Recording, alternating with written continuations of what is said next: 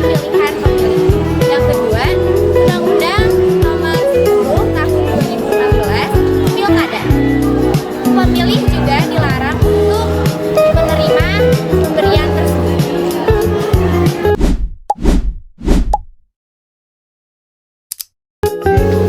Politik uang muncul karena gabungan dari berbagai faktor politik, hukum, dan budaya. Secara politik, calon dan partai lebih berfokus pada kemenangan tanpa menghadirkan program yang jelas. Dari sisi hukum, lemahnya aturan dan penegakan yang membuat praktis ini sedikit teratas. Sementara itu, budaya masyarakat yang terbiasa menerima pemberian ditambah dengan kondisi ekonomi dan pendidikan yang sangat rendah turut mendorong terjadinya politik uang.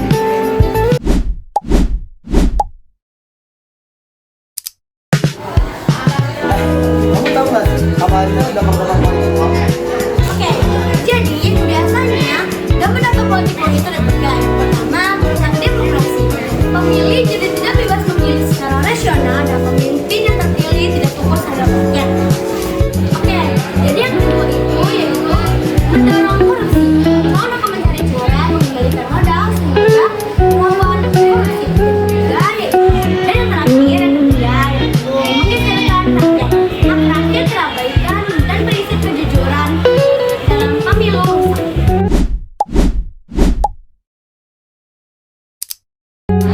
Oke guys, kalian tahu nggak sih cara mengatasi politik uang? Yuk aku bahas. Jadi yang pertama, memperketat pengawasan dan juga hukum.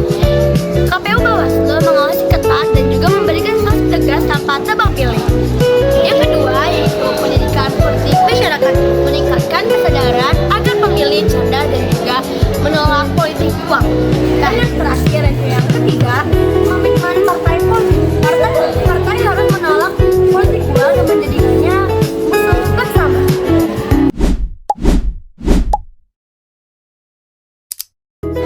Yang terakhir ada jenis-jenis politik uang. Yang pertama, serangan fajar, strategi yang dilakukan dengan cara membagikan uang atau sembako ke pemilih agar bisa mempengaruhi pilihannya pemilih. Yang kedua ada mobilisasi massa, melibatkan beberapa massa untuk mengikuti kampanye dengan imbalan uang atau makanan. Nah, tujuannya itu untuk memperbanyak suara untuk kandidat. Yang ketiga ada pembelian suara. Bentuk politik uang yang paling sederhana, yaitu pertukaran suara dengan uang atau sembako yang diberikan kepada pemilih. Yang keempat ada pemberian sembako, pemberian bantuan seperti beras, minyak, atau gula kepada masyarakat dengan harapan dapat menambah suara untuk kandidat.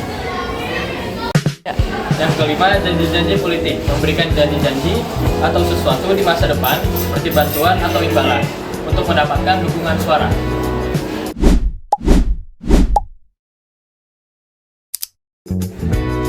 Berikut contoh kasus dari